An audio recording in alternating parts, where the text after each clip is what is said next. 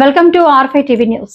Markapuram municipality AITUC ఆధ్వర్యంలో municipal పారిశుద్ధ్య కార్మికులకు వారి సమస్యలు పరిష్కరించాలని నవంబర్ 3వ తారీఖున నిరవధిక సమ్మె చేయాలని పూల సుబ్బయ్య భవన్ ఏఐటీయూసీ ఆఫీస్ నుండి ర్యాలీగా మున్సిపల్ కమిషనర్ వద్దకు సమస్యలతో కూడిన వినతి పత్రం సమర్పించారు.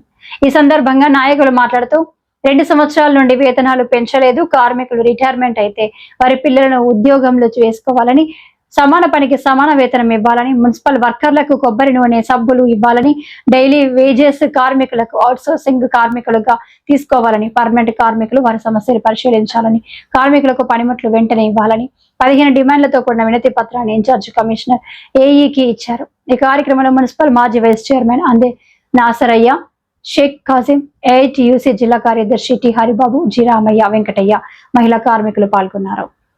మున్సిపల్ కార్మికుల సమస్యల పరిష్కారం కోసం ఈ నవంబర్ 3వ తేదీన జరిగేటువంటి సమ్మెను ముందుగా అన్ని మున్సిపల్ కార్పొరేషన్స్లో ఈ నోటీస్ ఇవ్వడం జరుగుతూ ఉంది. మేము రాబోయే నవంబర్ 3వ తేదీ నుంచి మా సమస్యల పరిష్కారం కోసం మేము నిరోధక సమ్మె చేయబోతున్నామని చెప్పేసి అనేది విజ్ఞప్తి చేయడానికి ఈ నోటీసులు ఇస్తూ ఉన్నాం.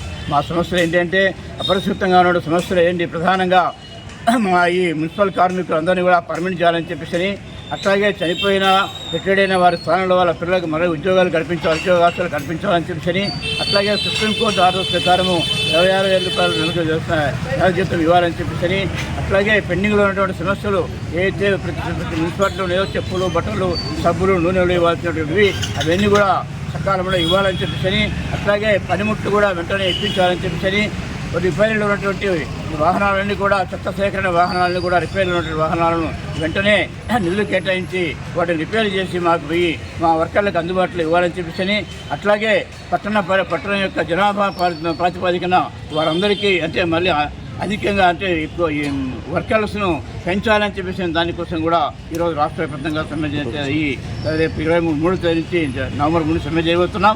దానికి ప్రభుత్వం వెంటనే వచ్చేసి ఏదైతే కేంద్ర రాష్ట్ర ప్రభుత్వాలు రెండు కూడా ఈరోజు స్వచ్ఛ భారత్ అని చెప్పేసి ప్రభుత్వాన్ని చేస్తున్నారు. కానీ వాళ్ళ సమస్యలు ఏమాత్రం పరిష్కారం చేయలేదు. కాబట్టి వాళ్ళ సమస్యలు వెంటనే పరిష్కరించకపోతే రేపు నవంబర్ 3వ తేదీ నుంచి నిరోధక సమ్మె చేయబోతున్నామని చెప్పేసి విజ్ఞప్తి చేస్తున్నాం. అందువల్ల ప్రభుత్వం దిగొచ్చి సమస్యలు వెంటనే పరిష్కారం చేయాలని తెలుసుకుంటున్నాం.